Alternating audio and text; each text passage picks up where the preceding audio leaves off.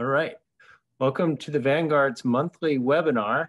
We've been discussing issues facing our community, and this is, I think, the fourth of our monthly webinars. Last month we had Mayor Partita, and this month we have Vice Mayor, isn't that an interesting ring, Lucas Frerichs.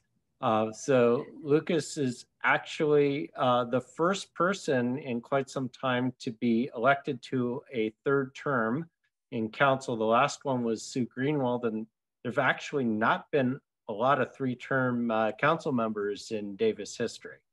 So two things I really appreciate about Lucas. One is that he has a huge institutional memory with his work, not only on the council for the last 8 years, but also on various commissions. And so there's a lot of institutional history there. And then the other is just his overall commitment to engaging with the community. So the format today is the same as we have had for those of you who are new. Lucas and I are going to have a conversation for about 40 minutes or so. I have a whole host of questions on a range of different topics. And then we will take audience questions for the last 45 minutes. The way we do this is you post your question into the chat. My assistant, Michelle, will go through them, make sure that they're nice, and read them off. So one thing I would say is that you're welcome to ask tough questions, not trying to discourage that, just make them be respectful and avoid personal attacks, things like that. We haven't had a problem with this, and I'm not anticipating a problem now. So with that said, welcome, Lucas. Well, thanks very much, David. Appreciate you hosting this monthly webinar. So, you know, this has been a crazy year, right? We've had COVID, everything shut down. You meet remotely now. We went to district elections, protests across the country, including locally, national movement toward police reform, an issue we'll talk about, I'm sure. And then some strange elections this fall, leading with the national. So what's it like in the city right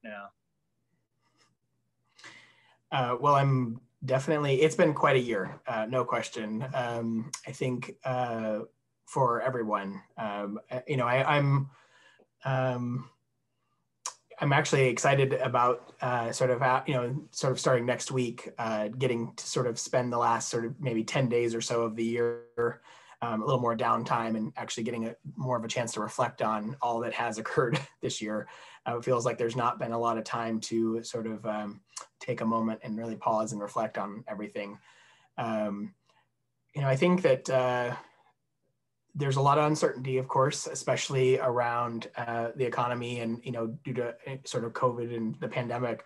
But I think, you know, it feels, you know, there's obviously, I think, hope out there and optimism specifically around just, you know, of course, the announcements and the, you know, seeing the vaccinations starting.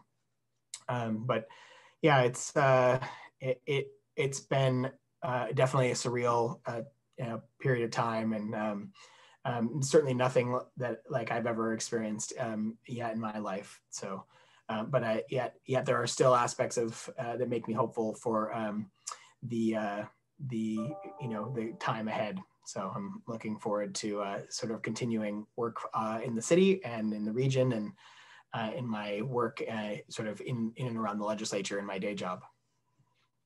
So just to clarify for the audience, with the webinar format, we can't see you or hear you. So the only way you can really communicate to us is through the chat. If you put a question into the chat, then Michelle will see it. It's hard for me to read stuff because I'm trying to moderate this, but Michelle's pretty good about forwarding stuff to me. So put it in the chat, and we'll get to it in the second part. Really curious. I mean, we know what it looks like at the national level with COVID. We know that the state level had a ridiculous 50,000 on Thursday or on Wednesday, I think. And LA had like 25,000. And what was interesting about that was my sister lives in LA, and she was complaining a week ago that they were having 7,000 cases. Now it's 25,000. So think about that. We're kind of spared a little bit in Yolo. We don't have those kinds of numbers, but it's not great here either. That is absolutely, yeah. I think it's I don't know, is there, I mean, a particular question that you want, or just general response or just reflections general on that? Yeah. I mean, it's, I think, obviously very appreciative of the collaboration between the university and the city and the county, and, working on the Healthy Davis Together program. And I mean, that, seemed to have been working very well. I think, and obviously we know many people are out in the community getting tested on a, regular basis. I think that, I think the length of the pandemic, being almost a year in now at this point, it is really taken a toll on people. And clearly, there's a just continued need to be vigilant and keeping the, various protocols sort of, in place and in using them, including, obviously lots of hand washing, mask wearing, of course, and, keeping out of group situations. And I think that, folks, unfortunately, I think there was clearly we're seeing because of the spike, this is kind of that, like, there are still Thanksgiving and post-Thanksgiving, surge that we're seeing. And, I'm hopeful that we can keep the numbers down sort of post Christmas and sort of, the holidays, the rest of the holiday season here. And that is going to be, I'm also, I think a lot of folks are really worried that, now that the vaccine is out there, and or now potentially two aspects of the vaccine, two different versions, that there may be, folks may sort of like, well, the end is in sight. So sort of relax their response to the pandemic. And we can't do that. There's just, and I think it's also particularly frustrating. I mean, I'm someone, just like I think most people out in certainly in California right now, who are pretty frustrated in seeing, our various leaders, doing one thing and then saying one thing and then doing another, right? So, I mean, obviously the French Laundry episode, but, wasn't only the governor at French Laundry. There were, Mayor Breed from San Francisco and others, and not just French Laundry. They're seeing lots of folks doing this in other, but I think it's in part, I'm not excusing it at all, but I think it, the human nature part of it is that, we are all social beings and thrive in being together. And it is definitely been difficult to not do that for the greater part of a year. And so, but we looking forward to getting to a place where we can all start to be back in public settings together. It kind of felt like, with the vaccine announcement and everything, we were spiking the ball at the 20-yard line, and we still probably have about 6 months of this thing to go, wouldn't you say?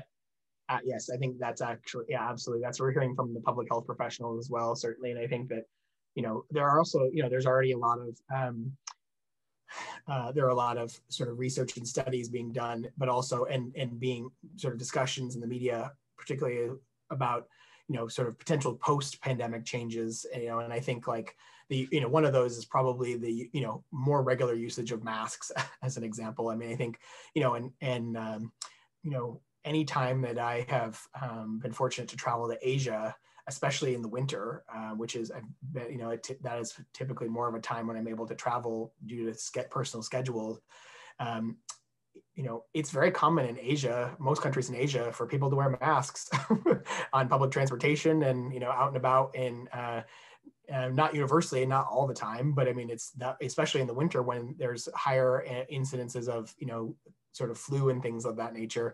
And so, and that was, originally in my travels over the years was sort of, somewhat surprising, but now, I mean, what we've been experiencing in the U.S., where people mostly masking up, it seems, was very, seems like, similar to my experiences again in Asia over the years, in various countries in Asia, just in terms of how they approach the public health issues. So I assume that like masks as an example will be around for some time to come for sure.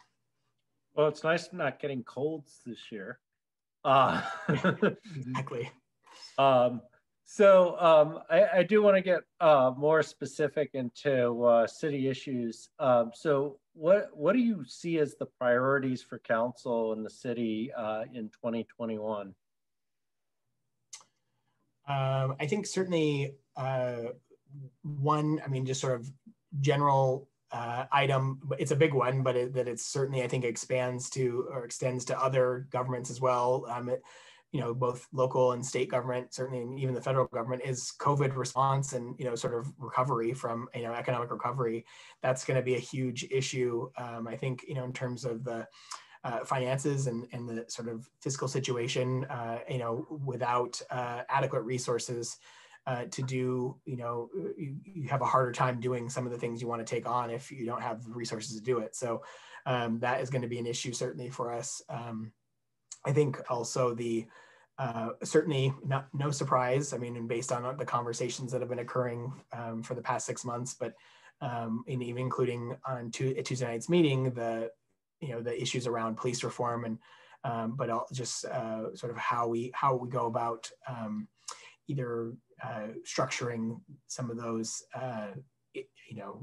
sort of either departments or how that sort of manifests itself. That will be, I think, continue to be, especially as we develop the city's budget in the months ahead. Typically, the springtime, you well know, David, but for others that might not as well, the time that the sort of coming years or coming 2-year city budget is developed is in the spring, and sort of in the sort of kickoff in the sort of January, February, March timeframe and then obviously with some budget hearings in the mid-spring time, and then until you get to approval of the actual budget by the end of June. And so I think that's going to be, there's going to be a lot of time and energy paid towards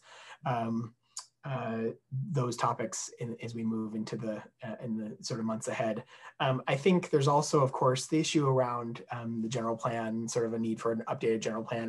The downtown plan is still, the environmental process and documentation process is underway, but I think that there's going to continue to be a desire to have, a more holistic or, whole cloth new version of a general plan and updated general plan. And so that's another item I don't know, that we'll be certainly working on, but that, and, those are just some of the items that come to mind sort of at the top of mind. There are many others that are sort of underway or in process that will, I think, continue to be a sort of additional priorities in the years ahead, not just year ahead too, but years ahead. So you have a new colleague that you just swore in last week or this week. Yeah. It's not quite last week yet. So thoughts on Josh coming on board? Yeah, I'm very excited. I think this process of district elections, of course, is a new one for Davis, both for council, city council, and school board. And so, that sort of, there was obviously a lot of interest in the in the council elections, and particularly District 5. I think there are appreciated that folks, are as always willing to put themselves forward and sort of run to help contribute to making the community a better place. But I think it was interesting to see the sort of that race, sort of how it shaped up, and ultimately, how Josh prevailed. He, and he had a very dedicated team of volunteers that were really engaged and, really got out there and I believe, I wasn't out there with them, but out there seemed safely, sort of got the message out and boots on the ground and such. So I think he, he's also certainly, he's new council member, yes, but certainly no stranger to the to sort of city process. He served as a member of the Downtown Plan Advisory Committee for the past couple of years, but also was, of course, former president of the DDBA, and just very engaged as a downtown business owner. And also, there's a lot of things that Josh has been involved in the community that a lot of people don't know about. He's been long involved in suicide prevention in Yolo County, and was a regular speaker at various schools throughout Davis and Yolo County on the issue of suicide prevention, and mental health issues, mental health issues. So I think that he has a lot of connection in the community that I think a lot of folks didn't even necessarily aware, that the sort of outside his city connections, city government connections, that I think has really helped him as well. So I'm going to ask you about the police issue, which, sure, as one of the big reasons I'm even in this space is because in 2006 we had police issues, and it's really interesting, in the long view, and I know you were around back then as well and engaged, so this as well as I do. But 14 years ago was a very different time, even in Davis. I remember my wife had been on the Human Relations Commission, and they had put forward a proposal for a civilian oversight board, and it ended up, almost getting run out of town, and the HRC got shut down, and the police chief ended up resigning. It was pretty crazy. And yet here we are, 2020, 3 years ago, you guys implemented a civilian police oversight body that's actually extremely similar to the one that was proposed 14 years ago. And now we're talking about, reimagining police with pretty much everybody in the council on board. The only question is, how far do you go? How fast do you do it? Things like that. Your thoughts on this?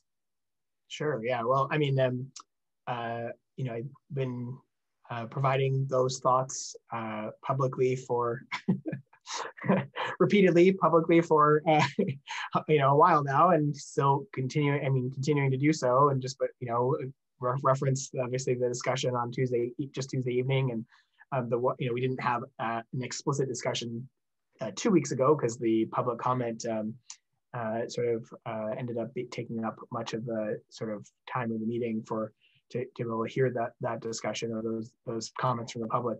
But I think we are, I think that we've been making progress in Davis on these issues. I mean, I think compared to where, as you state, we were, and I agree with this, like, we'll say 15, the greater part of 15 years ago, to today, this current council has only been in existence for, it's essentially a few days, but this last iteration of city council and the one before, including with, Rob Davis as mayor and as a colleague, but also, I think, certainly in those past several years with, Brett as mayor as well too, before Gloria being mayor, I think, we've been committed to working on these issues. I think there have been a variety of other, so certainly, yes, the creation of the Police Accountability Commission is one item, but also we had folks from ACLU in Northern California, particularly Yolo, ACLU, and People Power come forward, wanting a surveillance technology ordinance. We were one of the first cities in the country to, one of the first local governments, there were a couple counties as well, but one of the first local governments in the county to enact an ordinance like that. That was all, being proposed by various aspects of the community, and, we've been trying to be responsive to that. I think there's certainly more to do, no question. I mean, and we heard that on Tuesday night. And I think, I think we're in a spot where we had in June, we had a bunch of, community input regarding sort of what people wanted to see in terms of the city's budget and sort of how things should be allocated.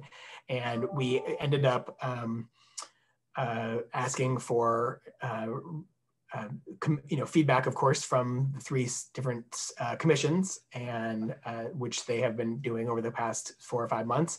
And it's culminated in this report from the temporary joint subcommittee that it just was discussed at the last council meeting. And, I think you heard loud and clear from all 5 council members the need for changes, but also the commitment to doing that. And I know there were definitely folks out there that don't feel was either direct enough or fast enough or,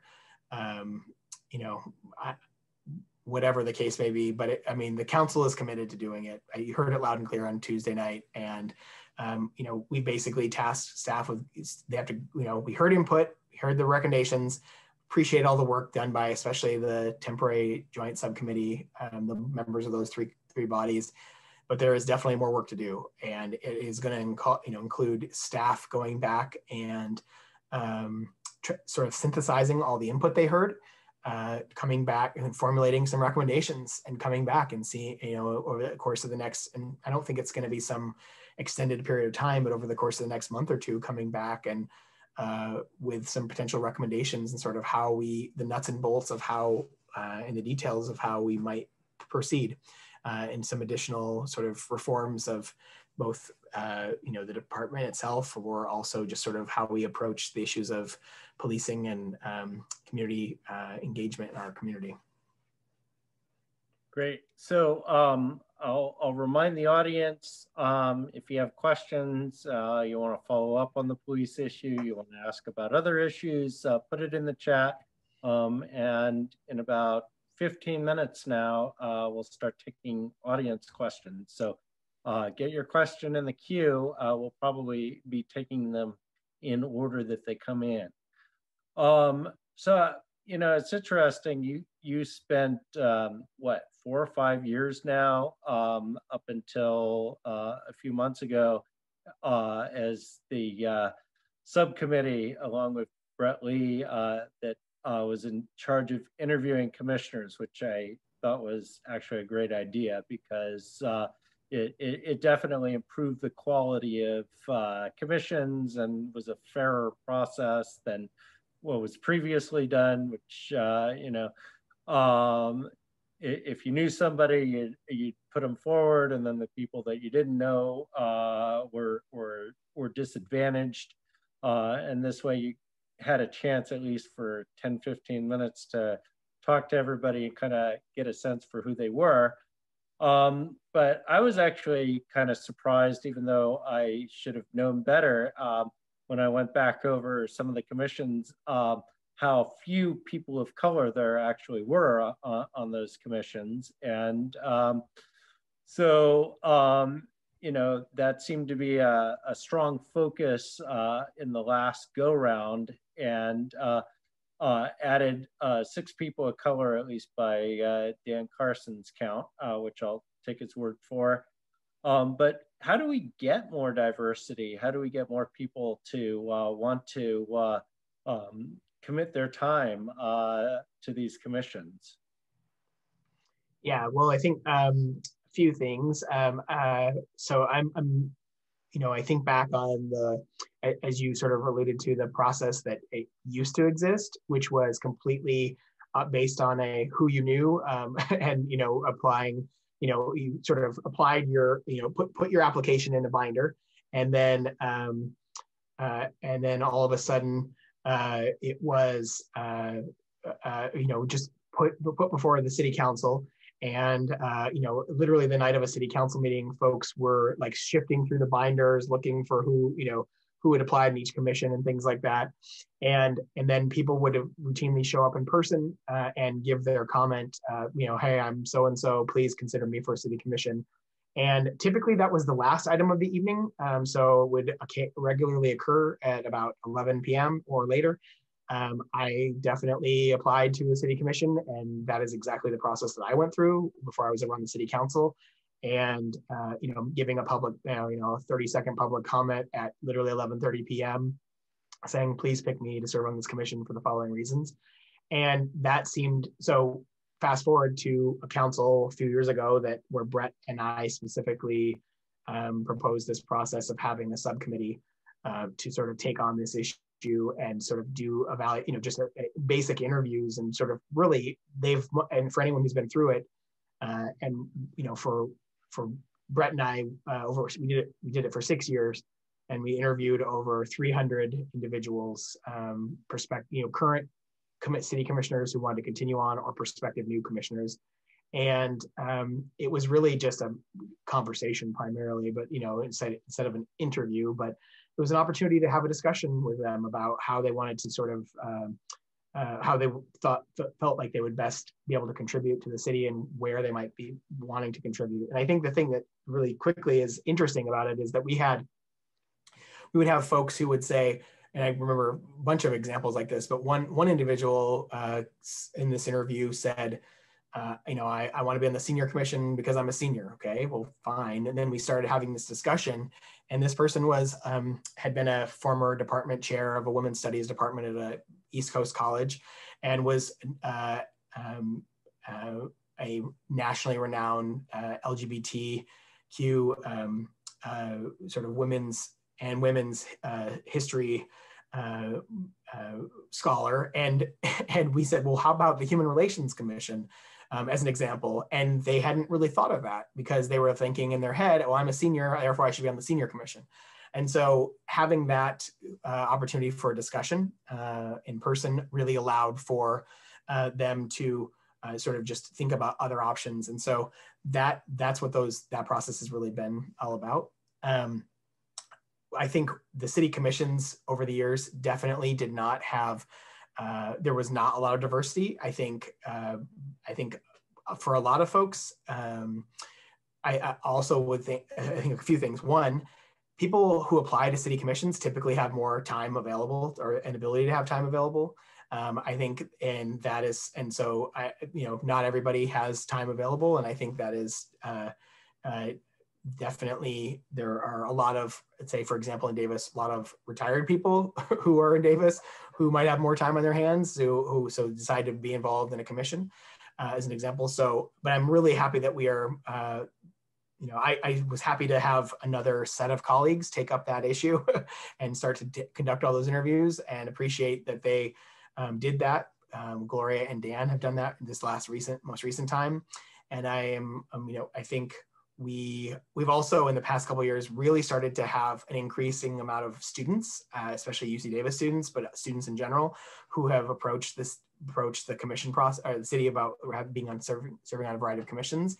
And I love that. I think that's because I have not as much these days, but in years past oftentimes been the youngest person, or one of the younger people in a room, as it relates to City of Davis governance. And I am really happy that there are people who are younger than I am, who want to be engaged in the process, because I find it important. And I think there's a lot of really positive things that we can come from having young people across the board, but young people involved in our city work. All right. So let's see, what do I want to ask next? All right. So I'll ask this on economic development. Do you support the idea of bringing back an economic development commission? We had one, I think, up until like 2011 or 12. And then there were concerns, I think, with disclosures and things like that led it to be disbanded. But given that, the city's economic development plans for the last 10 years are kind of in flux, is that something that might be considered? I mean, certainly. So everyone's economic development plans are in flux, regardless of what jurisdiction. And there's nobody out there that's got a sort of magic bullet or formula right now of how to go about. I mean, there are some highlights happening in various urban renewal type developments happening in different parts of the country. But I mean, by and large, most things are in flux at the moment. I think that that's something we certainly could do. I honestly haven't spent a lot of time thinking about the need for a commission on that particular issue area. So certainly open to the possibility, but my personal view is really, again, just haven't spent a bunch of time thinking about the need for a specific commission to deal with those issues. So again, and now, also I would just say too, I think that, we got a new council. Has similarly, we haven't had a ton of time sort of as a group to, we will be doing a sort of goal setting process, of course, like most city councils do every few years. And so I think that's a, good idea for something I'm, be happy to sort of raise at that sort of goal setting process in the next couple months.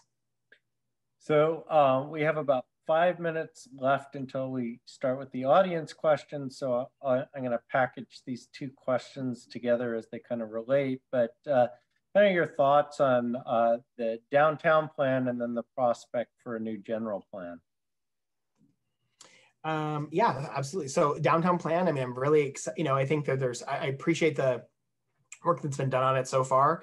To my last comments about just the uncertainty around the economics. I mean, I think that there's definitely, we got that letter from Jim Gray and sort of input from him recently saying, hey, there might be aspects of this that need sort of to have a fresh look, taken at it because of just the sort of changing dynamics. So I do think though that the sort of engagement process that made up the downtown plan process was a really good one. That group worked very diligently, had a wide range of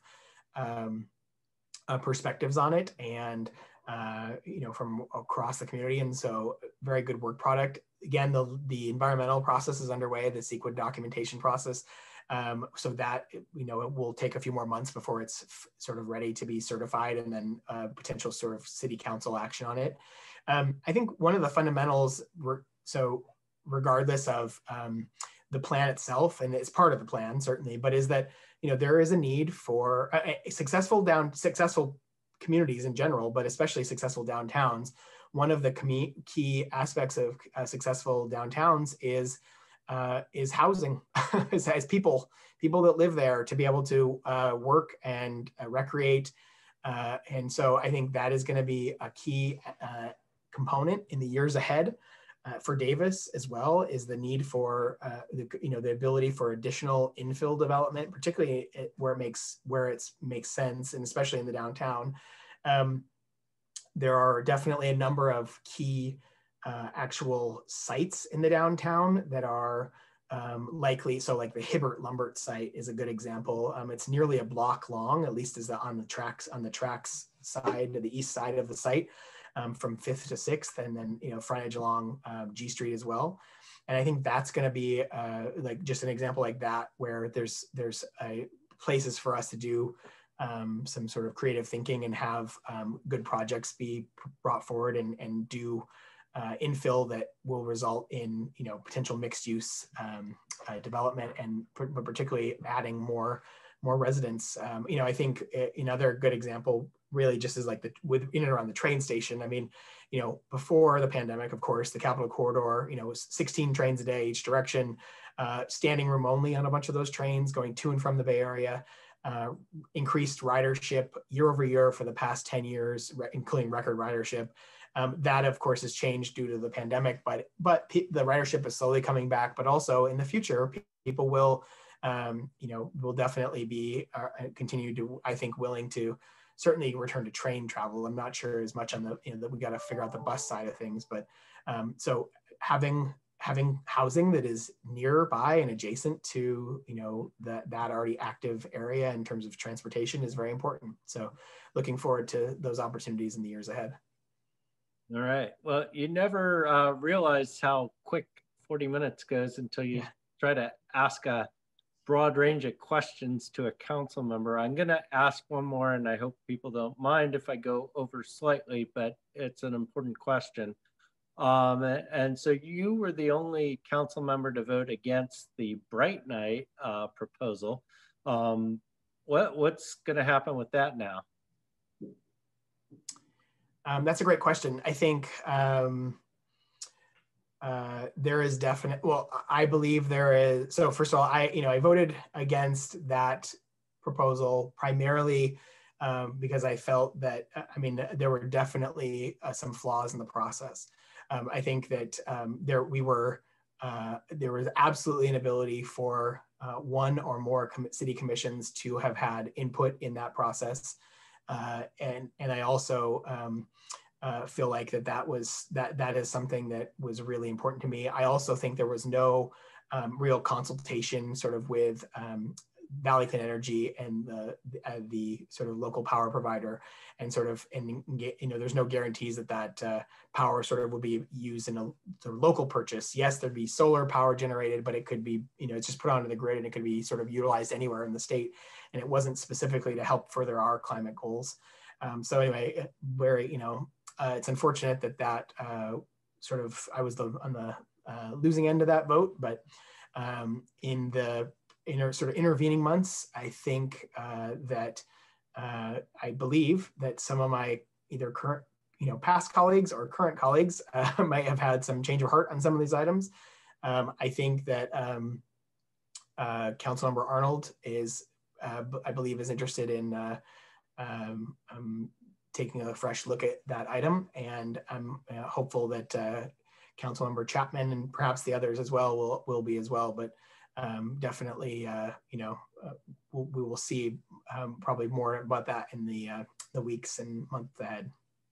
All right, very good. So everyone is posting furiously, tons of audience questions, and thank you. And so Michelle, my assistant, is going to start reading off these questions, try to go in order that they have been received. If they're a little too repetitive, you can skip over one, but so far so good, I think. So Michelle, go ahead. Okay. So the first question is, the current City of Davis general plan has 35 separate and distinct general plan visions that are broad philosophical statements describing desired end states, grouping into 15 categories.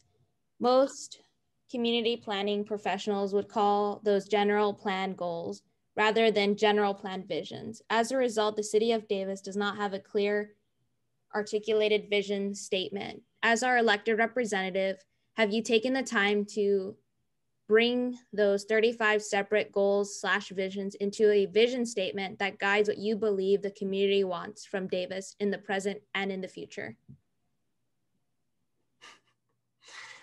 Well, let's see. So I appreciate the question regarding the general plan and sort of the issues around the visions versus the goals and such.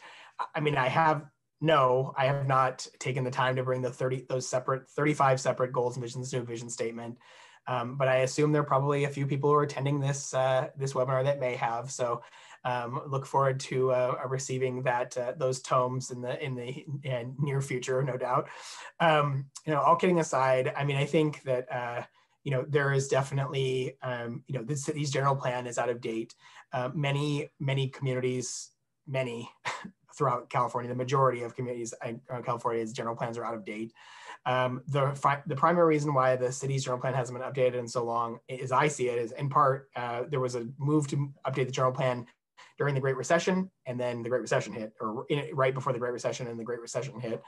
And then here we are, again, in another sort of boom time and then a downturn in the economy. And, the question I think is really, is there a need? The last time the city updated its general plan, it took 7 years. And it was in 300 plus people, and frankly, several $1 million. Are those resources, is that time, energy, and resources the city currently has, at least in the way it was constituted previously? I'm not sure. The answer is yes. There's definitely going to be, of course, major components of community engagement in our general plan update, as there should be, and there always are in Davis. But I don't know that it ends up being, sort of same constitution as the previous iteration that took 7 years and 300 plus people. I think there are aspects of the city's general plan because they're required by state law that are updated regularly. The transportation element and several others. And so I think we're going to continue to see some, and the housing element, of course, too. You're going to continue to see, a renewed push, though, I think in the year ahead to work on kicking off the update of the general plan, and look forward to having that discussion, and those discussions over the months and the next couple of years. Just to put this into perspective, Lucas, I've been doing this for a long time, and I have not seen a general plan process. Yeah, well, I mean, and basically neither have I. I mean, in terms of Davis, so I mean, a little secret, I've been out there obviously on the council, for 8.5 years at this point, but I've been, on one or more city commissions since 2004. So continually involved in city politics and governance since 2004. Social Services Commission for 4 years, Housing Element Steering Committee, Planning Commission, on through to the council. So, the official last update was certified basically, or went into effect essentially around 2001. So it's been a while. All right, Michelle, next question. Yep. So the next question is coming from Nancy Price, and she says, "Hello, Lucas. Quite a while back, we had a brief discussion about public banking. There are a number of cities and regions working to establish local/regional public banks, and now a bill going into legislature to create a state bank. What is your opinion about public banking, and how could you, the council engaged in this topic, help fund a lower borrowing cost for various city needs?" Great question, and appreciate Nancy's continued engagement in this issue. I'm certainly very supportive of the concept. I think that I think if I'm not mistaken, there was an attempt at a bill this year in 2020 that obviously went, due to COVID, most legislative matters sort of went sideways. I'm definitely very supportive of a bill in the legislature to do that. We obviously need a state bank, local. We don't have the authority to do it locally. I do think that we have a legislative subcommittee that continues to be Councilmember Carson and myself. Happy to try to push to make this, and I don't think he would have an objection either, but to make this sort of a top priority a legislative priority for the year for the city of Davis, and sort of moving that issue forward and lending the city's support. And obviously that extends to, engaging with our state legislators as well too, and trying to get their support on these issues. Just one quick side note of background, and a lot of folks probably do know this or may recall, but, it was, people think, how do you survive being on the city council? And as I routinely tell folks, I served on the board of the Davis Food Co-op. That was, if I can survive the board of the Davis Food Co-op, the city council is a piece of cake in comparison. So, but all kidding aside, the Davis Food Co-op, obviously as a cooperative, and credit unions as financial cooperatives, that's where my heart and passion and background lies. And I'm very supportive of, local financial institutions, and doing as much as we can using financial means to sort of further the notion of like a public bank. So I'm all in on that.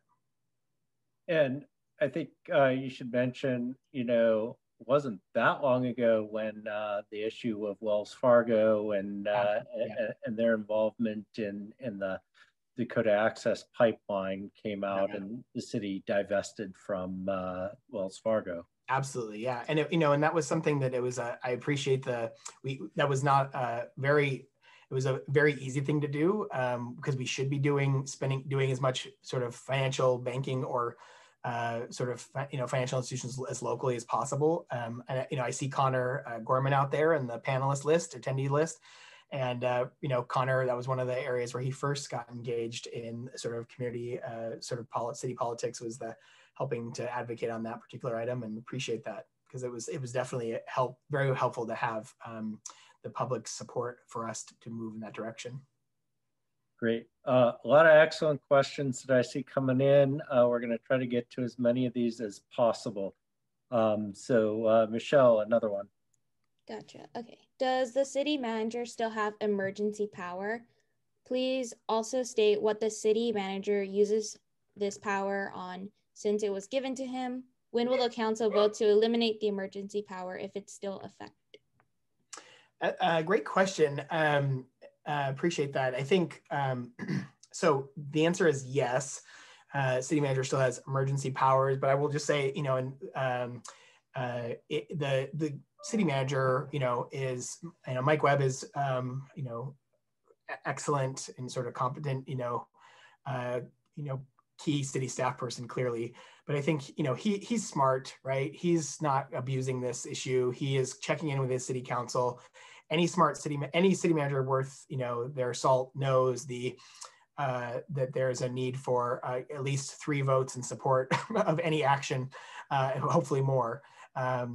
Mike is somebody who is not really very inclusive of his entire city council, unlike some previous city managers that were all about counting to 3.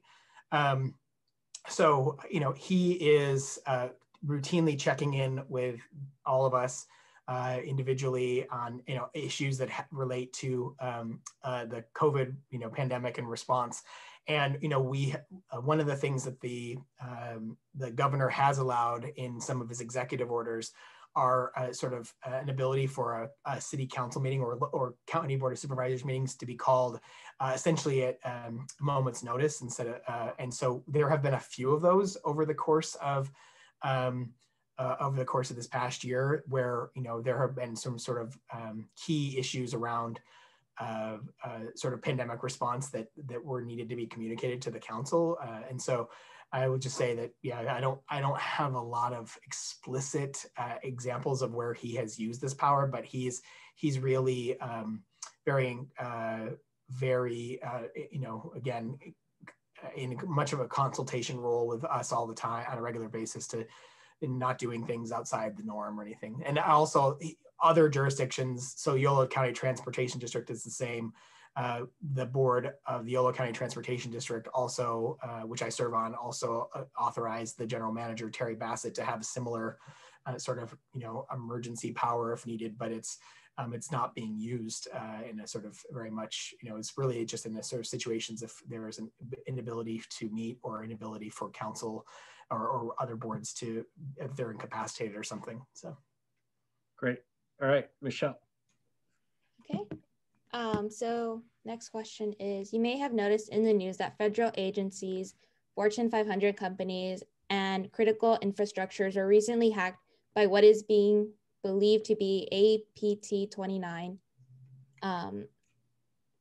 2 questions to this. Were any Davis government or critical infrastructures systems compromised? And how is Davis positioned to not be a victim of, say, ransomware, or other cities have fallen victim to, or other hacks that could compromise our critical infrastructures? Sure. So thanks. Yeah, it's obviously a very timely set of questions. I mean, firstly, in terms of, no, the city has not yet had any issues or, you know, government sort of critical infrastructure is compromised. That, I mean, I don't believe that. I believe the answer is no. That has not happened, and that, you know, we've been having sort of conversations with the city manager about that and with the IT staff. I think that the question around how to be positioned to not become a victim of ransomware, that's very important. I don't have a great answer for you at the moment. I think that's something that I just need to go check with, sort of have a check-in with staff about it. I assume that there are, you know, a variety of protocols in place currently by sort of IT folks that are, you know, sort of dealing with that issue, but I will, I'm happy to sort of check and report back and such. No, I can't do it on this webinar, but I'm happy to, you know, be able to do that, give the information to the Vanguard or otherwise disseminate it. You know, that is a real issue. I mean, like the city of Lodi was held, you know, ransom, you know, sort of ransomware sort of attack a few, you know, months ago. I mean, there's others.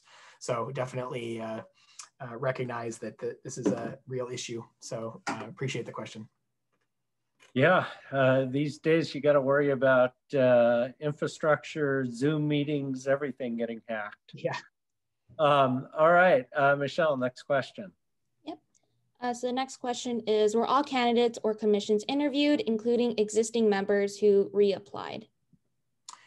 Let's see. Well, I believe the answer is yes. I mean, I think all the candidates who have applied for various commissions have been interviewed. I guess one notable exception was a former council candidate who I don't want to use their name publicly because they might be upset by that. But we heard that in the news a few days ago, or over the course of the past couple of weeks, that at their council meeting we made commission appointments. Most people who have applied, I believe, have been interviewed. Only half of the commissions were recently appointed. Some of them have terms ending into next year, and so there's going to be a whole new suite of commission interviews taking place over the next couple months. And it has typically been the practice that existing commissioners are also, yes, interviewed for reappointment. Just everyone's sort of treated in the same way. All right, next question. Okay. What are your views of the role of commission? Just advice to council, or does it include oversight of operations of city, much like legislature / Congress role is to administrate government and implementing regulations and processes? I view the role of commissions as being essential to the, sort of how we conduct business as the city. I've served on 3 of them. I consistently am an advocate for commission engagement in the public process and dialogue. But the city council is elected and duly elected by the citizenry. The city commissions are not. They serve at the pleasure of the city council. They do provide a lot of very important advice to the city council. But I do not believe that they are, responsible or responsive to the citizens of general sort of citizenry because they're not elected by the citizens. And so, the role of oversight, I believe, falls to the city council. I do think, though, that there are, again, in a situation like Police Accountability Commission, there is definitely a role there for the commission, Police Accountability Commission, takes on, the sort of regular looks at variety of sort of operations, sort of issues around like different ordinances that are in place, and also the work that the independent police auditor is doing. So there's some hybrid there, no question. But I think that by and large, the city council is, who is directly responsible by the voters, to the voters and such who put us here. So we're the ones should be do the oversight. Also, I would say in a city manager council form of government, the city council has direct oversight of 2 employees officially, the city manager and the city attorney. The city manager has the direct oversight of the rest of his employees. And so that's also very much how the city of Davis operates. And we're not a charter city, so we don't have more of a direct oversight role. All right, next. Okay, next question is, what are some specific ways that the city of Davis can work with Yolo County and other jurisdictions in the county on aspects of the climate emergency? Yeah, great question. I think one way that we're doing that very specifically is the creation of Valley Clean Energy. So, that's just one example, but there's a Yolo County sort of climate compact that all of the cities in the county and other interested parties are a part of. But we work very closely with the county currently and other jurisdictions in Yolo County. Its climate goals is through obviously getting at the transportation sector. It's not, there's the sort of buildings and things that the city of Davis operates. Oops, are you still hearing me, David? Yeah. Okay, so I'm getting a notice that my connection is unstable. So I apologize if I'm cutting out at all.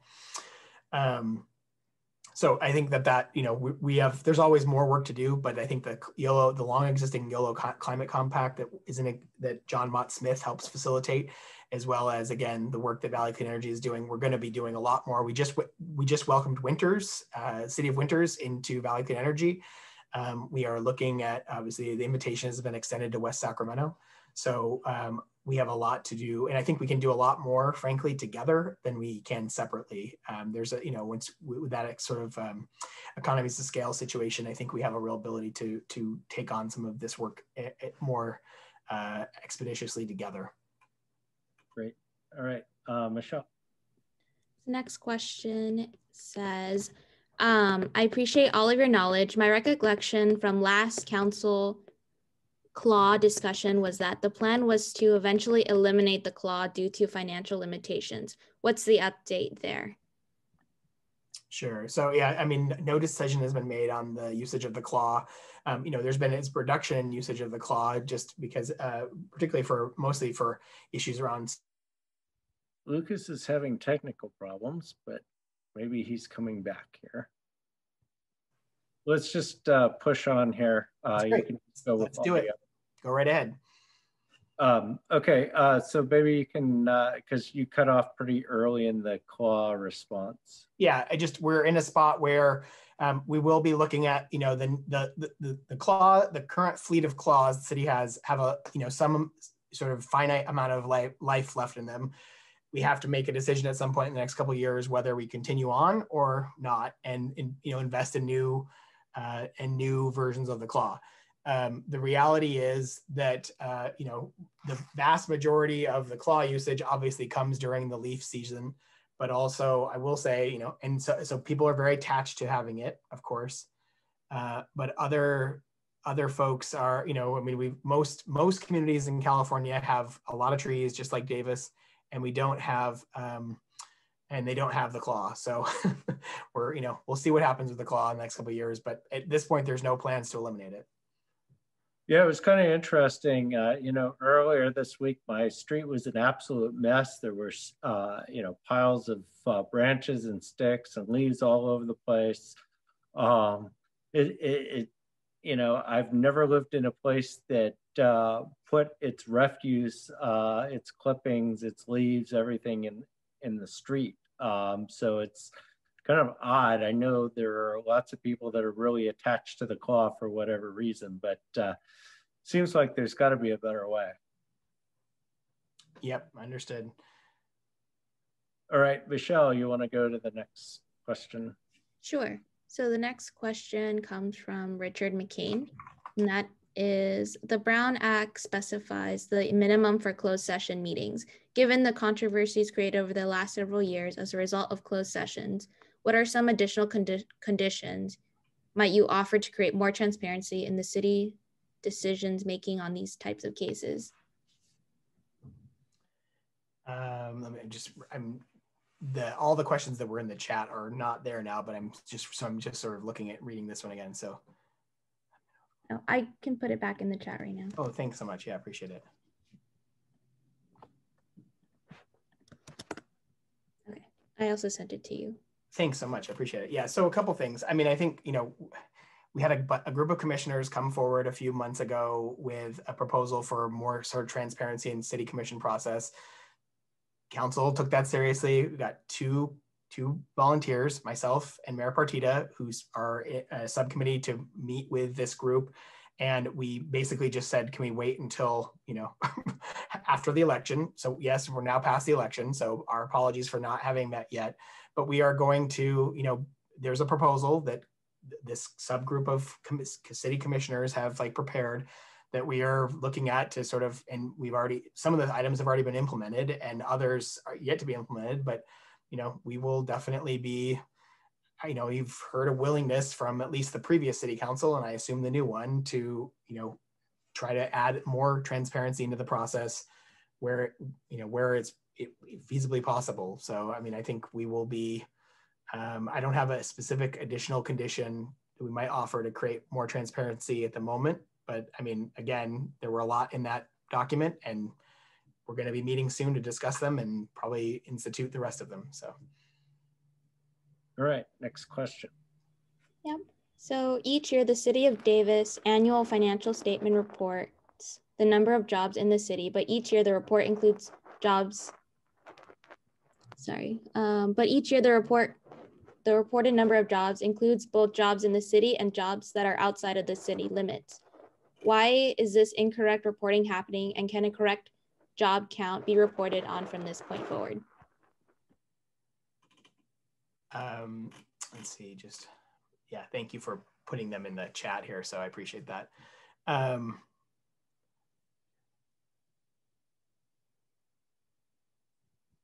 I don't know why this incorrect reporting is happening. I'm happy to look into it. I mean, yes, can a correct jobs count be reported from this point forward? I would hope so. So yes, happy to look into it. All right, next question. Okay, it's also in the chat. Please explain why process goes from hearing specific recommendations from a commission/subcommission to sending things to staff and waiting for their recommendations.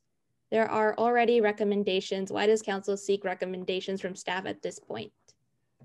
Well, that's a good question. Thank you for that. I mean, so a couple things. Firstly, let's see. So, I mean, I think one of the reasons that happens is because, the commissions are providing advice to the city council, but then we also have a professional paid staff that has to carry out potential recommendations. And because the city council sets the policy, not the commissions.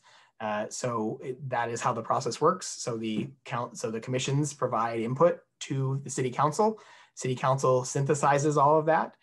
It makes a policy decision as to where it wants to proceed, and then directs staff to do that. That is why that process is the way it is. All right, next question. Yep.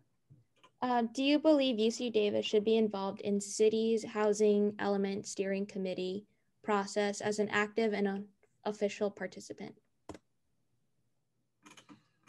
A good question as well. I think the housing element process that is set up by the state could be improved in a lot of ways. Locally, that is probably certainly could be one way it potentially could be improved. We do not currently, the state of California does not basically consider units that are built that are called group quarters. They're lumped into a category called group quarters. Group quarter units are units of housing are not really considered even in any of the local governments in California in their housing element process.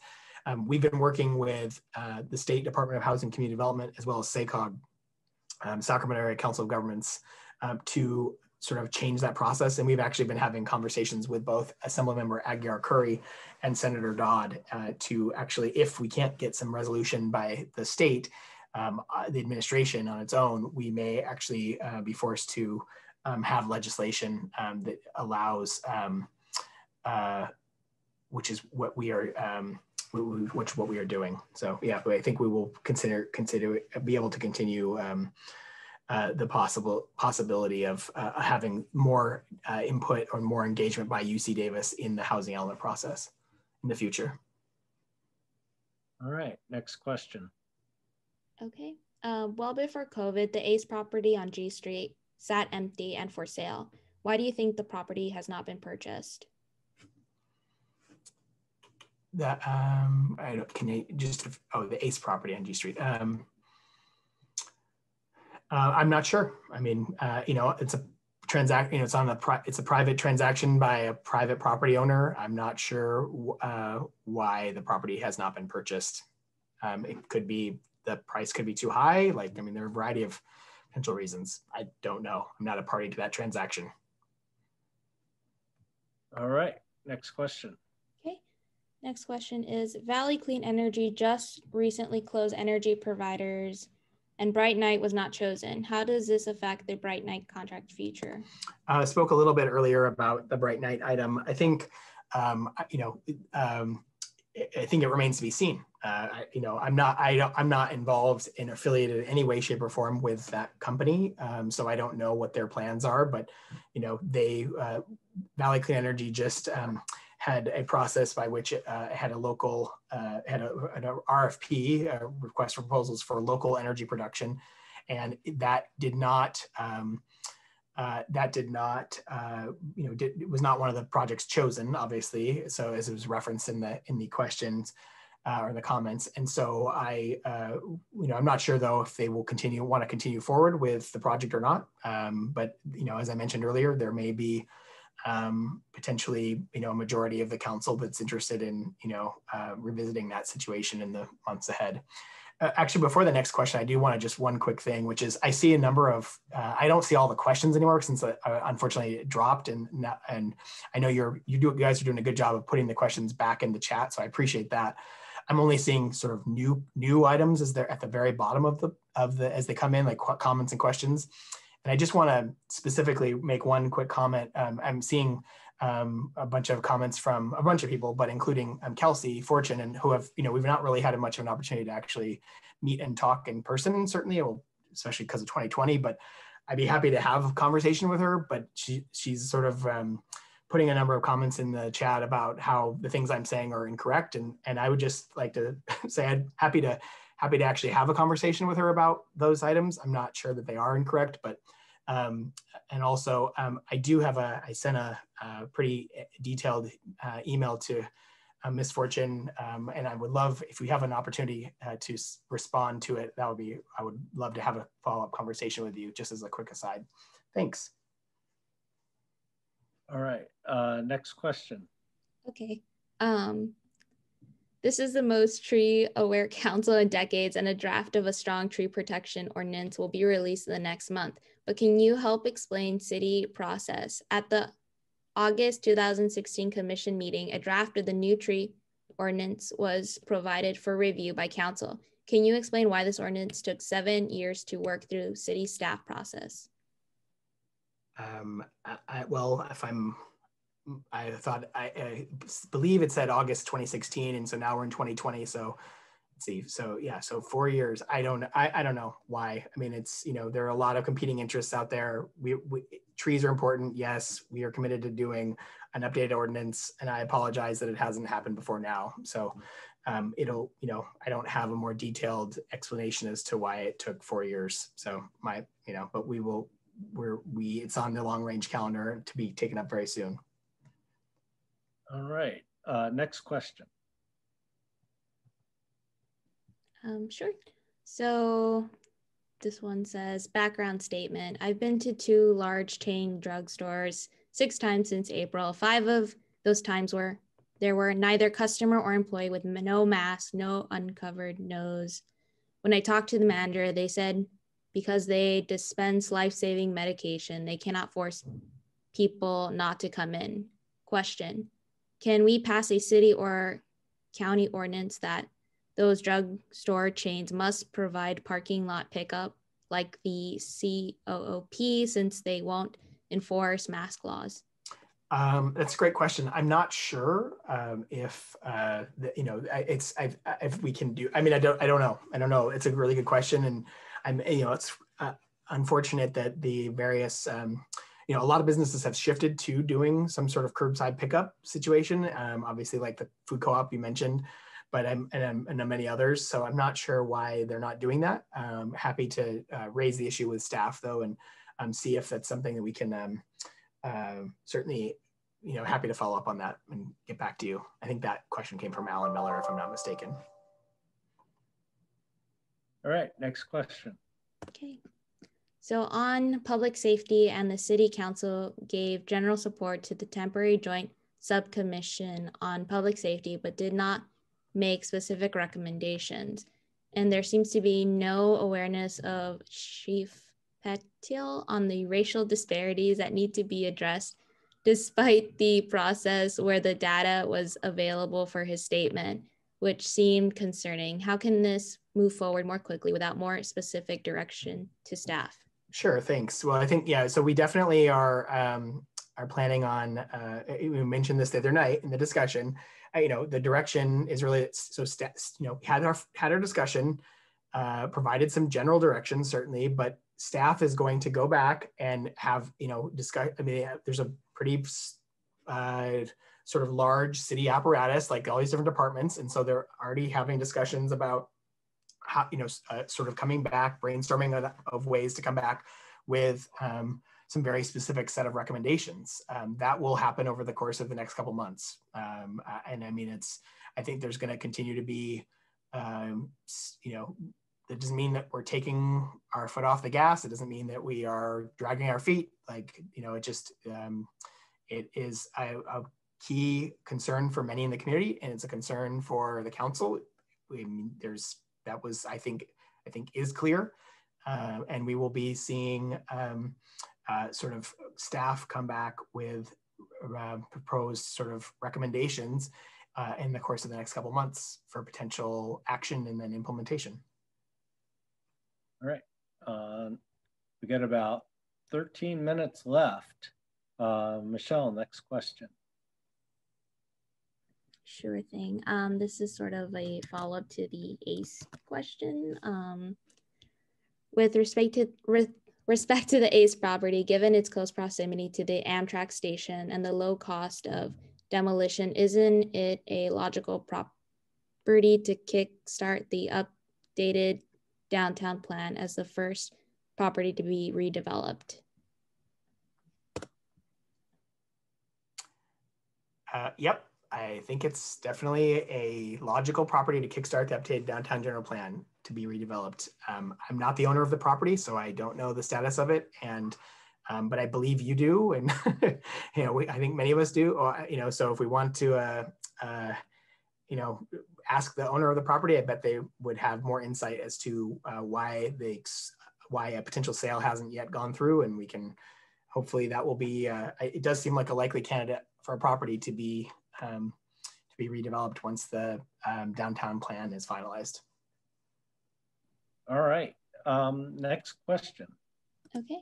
So has the city of Davis decided how they will address the influx of violent criminals being released into our community? A South Davis community is currently trying to manage a violent, confrontational, and racist individual who is very scary. This person needs 24-hour care.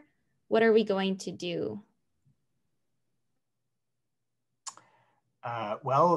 Obviously a couple things. First of all, it's, the issues that all communities are facing with the realignment, as the official term was called from the state of California, which is like a reduction of statewide prison population by shifting some of those folks to the lower level sort of offenders to the county jail system, and then even more lower level offenders have been released back into the community. I think that is something that is a little bit above the city of Davis's only pay grade, so to speak.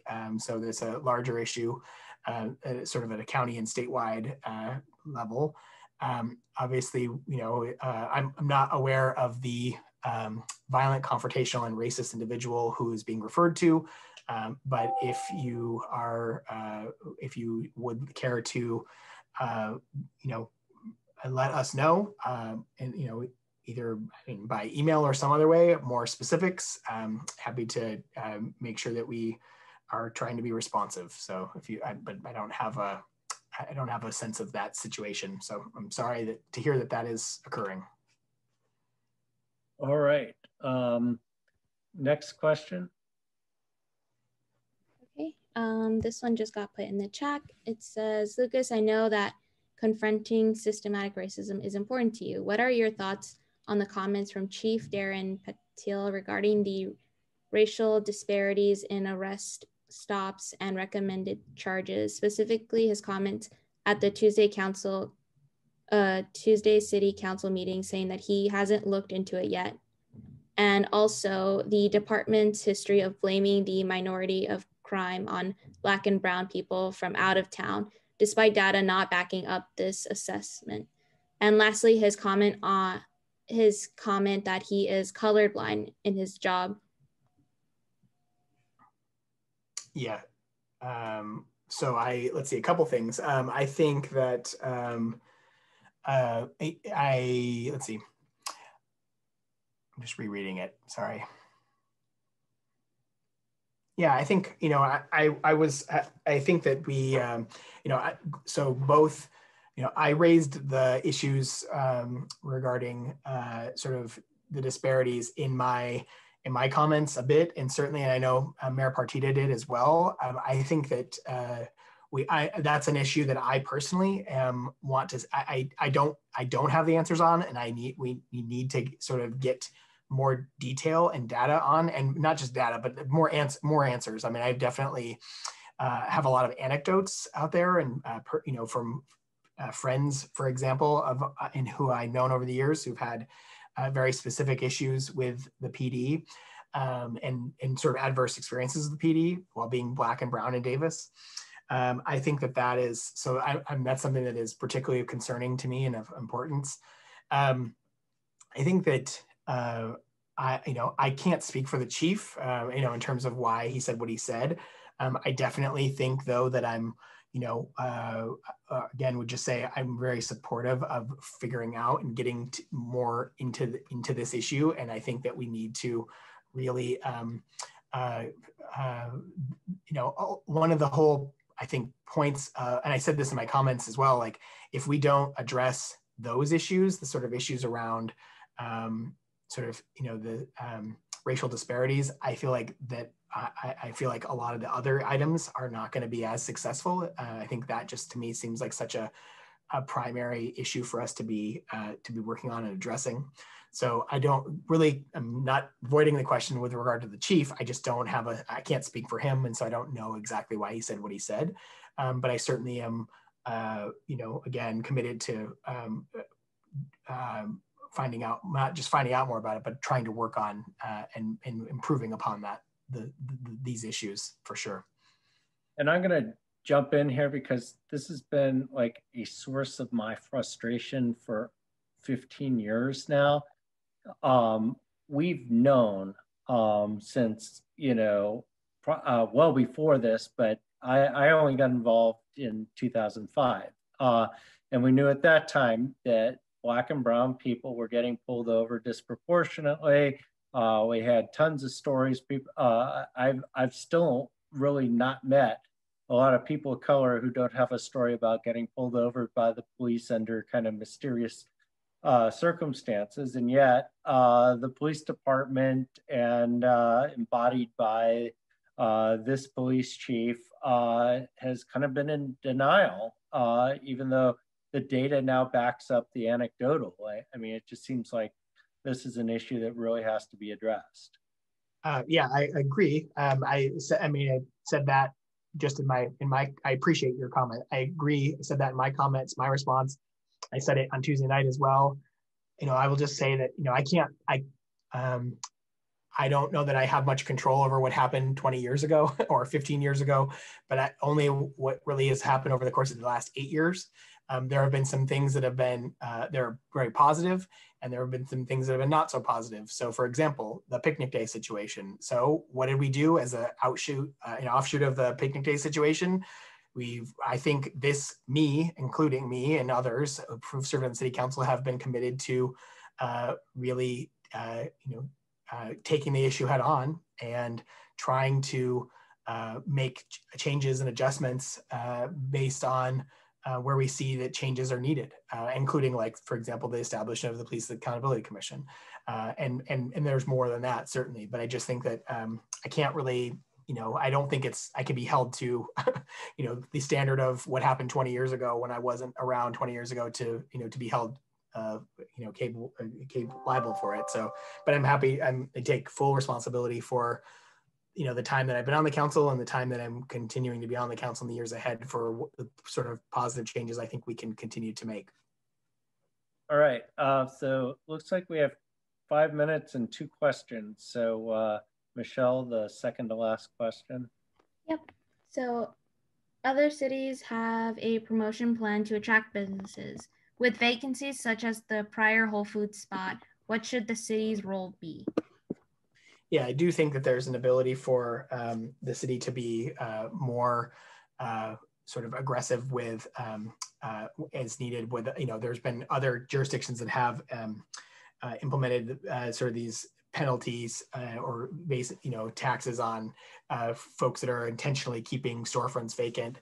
The one example that was given, and I think is part of the question, is sort of like in the Whole Foods sort of space in the shopping center.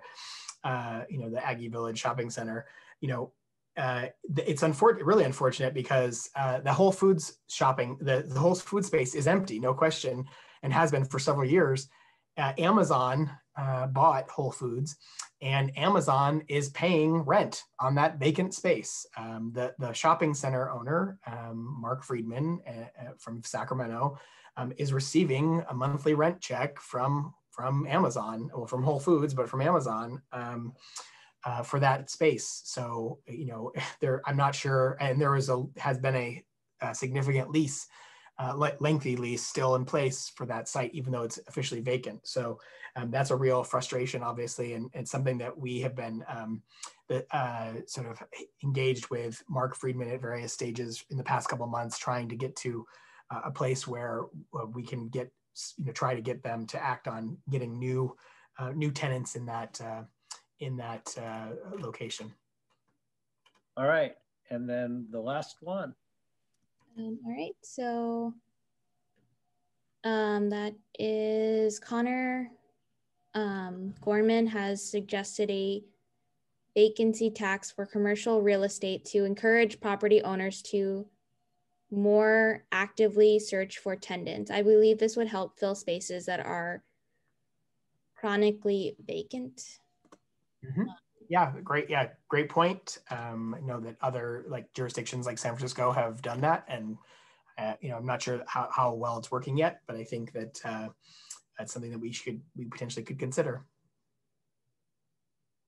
All right, so that is pretty much our time. First of all, I want to thank Lucas for coming out on his Friday midday and spending the last 90 minutes with us.